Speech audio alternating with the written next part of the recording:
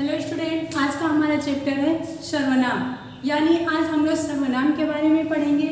सर्वनाम किसे कहते हैं, सर्वनाम के कितने भेद होते हैं, चलिए देखते हैं। तो सर्वनाम की परिभाषा, सर्वनाम की परिभाषा, तो सर्वनाम की सिंपल परिभाषा है वे शब्द जो संज्ञा के स्थान पर प्रयुक्त किए जाते हैं उसे सर्वनाम कहते हैं। जैसा कि नाम से ये स्पष्ट हो रहा है, सर्वनाम यानी सबका नाम। ये सर्वनाम शब्द ऐसे होते हैं किसी के नाम की जगह हम लोग लगा सकते हैं। जैसे राम, राम घर जा रहा है, यानी हम लोग राम को कह सकते हैं राम घर जा रहा है। या राम चूंकि संज्ञा है, संज्ञा के स्थान पर प्रयुक्त किए जाने वाले शब्दों को सर्वनाम कहते हैं ना, तो हम यह भी कह सकते हैं कि वह घर जा रहा, वह घर जा रहा है। यानी राम जो है संज्ञा है और संज्ञा के स्थान पर प्रयुक्त किए जाने वाले शब्दों को सर्वनाम कहते हैं। तो राम की जगह हमने वह लगा दिया, यानी वह जो है एक सर्वनाम शब्द है। सर्वनाम शब्द के उदाहरण जैसे मान लीजिए वह, हम, मैं, तुम, उनका, उनकी आदि। यानी ये शब्द किसी के नाम के आगे हम लोग लगा सकते हैं। ये नहीं कि ये किसी विशेष का नाम होता है, नहीं, वह हम किसी को कह सकते हैं, ठीक है। यानी वे शब्द जो संज्ञा के स्थान पर प्रयोग किए जाते हैं उसे सर्वनाम कहते हैं। सर्वनाम के 6 भेद होते हैं।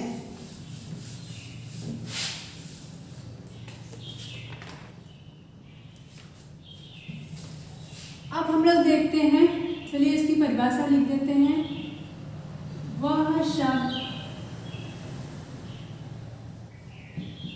शब्द जो संज्ञा के स्थान पर प्रयुक्त होता है, प्रयुक्त किए जाते हैं, वे शब्द जो संज्ञा के स्थान पर प्रयुक्त किए जाते हैं सर्वनाम कहलाते हैं, सर्वनाम कहलाते हैं। जैसे वह, तुम आदि। अब देखते हैं सर्वनाम के भेद। सर्वनाम के भेद, तो सर्वनाम के 6 भेद होते हैं। 6 भेद होते हैं। पहला हो गया, पहला पुरुषवाचक, पुरुषवाचक सर्वनाम। दूसरा हो गया निश्चयवाचक सर्वनाम, निश्चयवाचक सर्वनाम। तीसरा हो गया अनिश्चयवाचक सर्वनाम।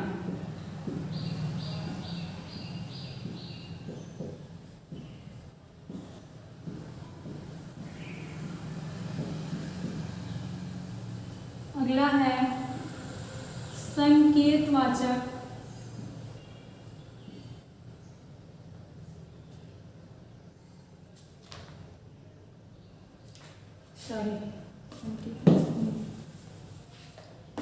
अगला है चौथा संबंधवाचक,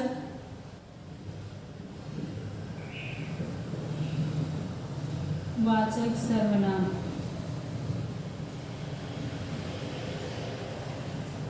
पांचवा हो गया निजवाचक सर्वनाम।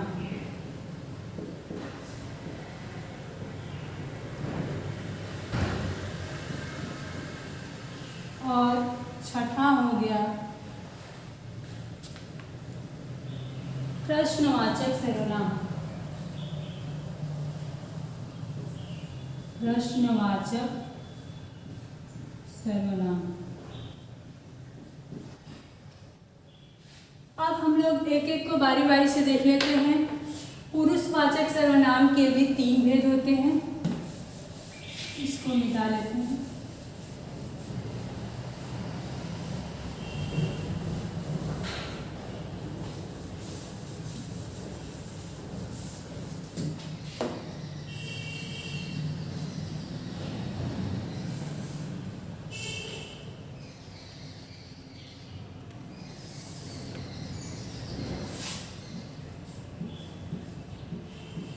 पुरुषवाचक सर्वनाम के भी 3 भेद होते हैं।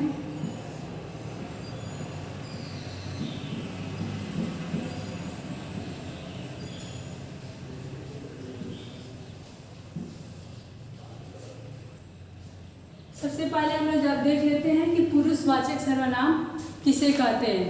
तो जिन सर्वनामों को कहने वाले, सुनने वाले के बारे में कहा जाए उसे पुरुषवाचक सर्वनाम कहते हैं। यानी जिसमें व्यक्तियों के बारे में पढ़ा जाएगा वो पुरुषवाचक कहलाएगा। जैसे हमने कहा या फिर सुनने वाले ने सुना। यानी कि जब पुरुष व्यक्ति के बारे में कहा जाएगा, जब कोई भी वाक्य व्यक्ति के बारे में कहा जाएगा वो पुरुषवाचक सर्वनाम कहलाएगा।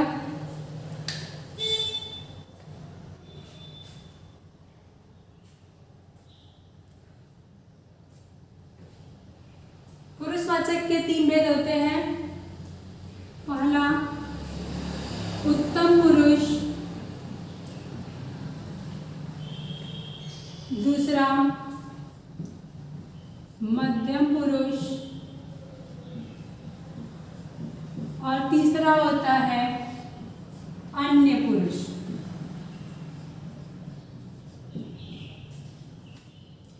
अब देखते हैं उत्तम पुरुष किसे कहते हैं। तो उत्तम पुरुष किसी भी व्यक्ति से कहा जाए कि सबसे उत्तम कौन है तो वो अपने आप को ही कहेगा। तो इसीलिए उत्तम पुरुष के अंतर्गत वक्ता खुद आता है। जो वक्ता जो कह रहा है वो वक्ता कहलाता है। यानी उत्तम पुरुष के अंतर्गत वक्ता स्वयं आता है और मध्यम पुरुष में सामने वाला जो सुन रहा है, ठीक है, और अन्य पुरुष के अंतर्गत उस व्यक्ति की बात उस व्यक्ति को कहा जाए जो वहां पर उपस्थित न हो। जैसे उत्तम पुरुष के अंतर्गत आएगा मैं, हम, ठीक है। उत्तम पुरुष कौन है? मैं और हम। मध्यम पुरुष कौन है? जो सामने श्रोता है, जो सुन रहा है, जैसे तुम सब। और अन्य पुरुष में आएगा उसका,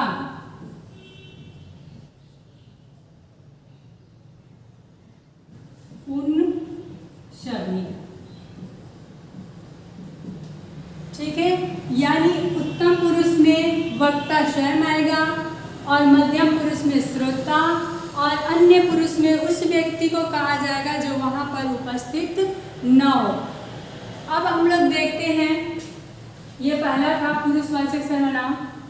अब दूसरा देखते हैं। दूसरा था हमारा निश्चयवाचक सर्वनाम।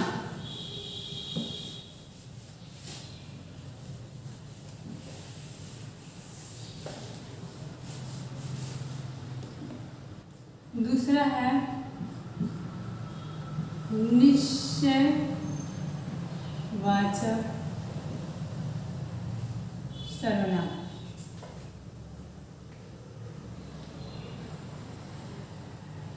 यानी वे सर्वनाम शब्द जो किसी व्यक्ति के तरफ निश्चित रूप से संकेत करता हो कि नहीं यही चीज है, यही निश्चित है, जब बताया जाए तो वहां पर निश्चयवाचक सर्वनाम होता है। जैसे यह वही बात है जो राम ने सीता से कही थी। यानी यह वही बात है, यानी यह निश्चित है कि वही बात है, वही बात है जो राम सीता से कहे थे। यानी यहाँ पर जोर जबरदस्ती से बताया जा रहा है कि नहीं, ये निश्चित है कि यह वही बात है जो राम सीता से कहे थे। ठीक है, तो यहाँ पर निश्चितता दिखाई जा रही है, इसीलिए ये निश्चयवाचक सर्वनाम कहा जाएगा। अगला है अनिश्चयवाचक सर्वनाम। तीसरा है अनिश्चयवाचक।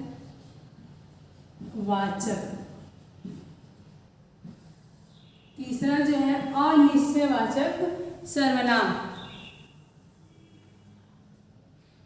तो निश्चयवाचक में जो था क्लियर था कि यह वही बात है जो राम ने सीता से कहा था, और इसमें क्या होता है अनिश्चयवाचक सर्वनाम, यानी इसमें बात अनिश्चित होती है, इसमें निश्चित नहीं होती है कि ये सही ही है, यानी इसमें शायद लगा होगा, यानी कि वो बात निश्चित नहीं है। जैसे एग्जाम्पल में यहाँ कोई आया था, कोई आया था, इस वाक्य में कुछ निश्चित नहीं हो पा रहा है कि कौन आया था। ठीक है, यानी यहाँ कोई आया था अनिश्चित सर्वनाम है, यहाँ कोई आया था, ये निश्चित नहीं है कि राम आया था, मोहन आया था, सोहन आया था, कौन आया था, लेकिन कोई आया था अनिश्चित है। तो इसमें क्या होता है, वे सर्वनाम शब्द जो एक शब्द दूसरे शब्द के साथ संबंध को बताते हैं उसे संबंधवाचक सर्वनाम कहते हैं। जैसे एग्जाम्पल में जो तुम कहोगे, जो तुम कहोगे वही मैं करूँगा, यानी ये जो है जो तुम कहोगे वही मैं करूँगा, यानी इन दोनों के बीच संबंध है, इसीलिए इन दोनों के बीच एक दूसरे के बीच संबंध होने के कारण ही इस वाक्य को संबंधवाचक सर्वनाम कहते हैं। अगला है प्रश्नवाचक सर्वनाम। अगला है प्रश्नवाचक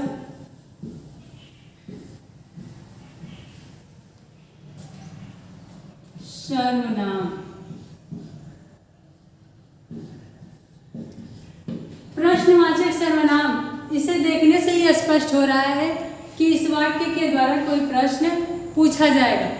ठीक है, जैसे कहते हैं ना कौन हो, कौन हो तुम, यानी इसके द्वारा हम लोग क्या कर रहे हैं, प्रश्न कर रहे हैं कि कौन हो तुम। ठीक है, अगला और भी हो सकता है, यहाँ कौन आया था, यहाँ कौन आया था, यानी यहाँ पर भी पूछने का काम हो रहा है। और भी है, हो सकता है सेब किसने खाया, तुम कहाँ से आए, यानी ये प्रश्नवाचक सर्वनाम का उदाहरण है। अगला है निजवाचक सर्वनाम। निजवाचक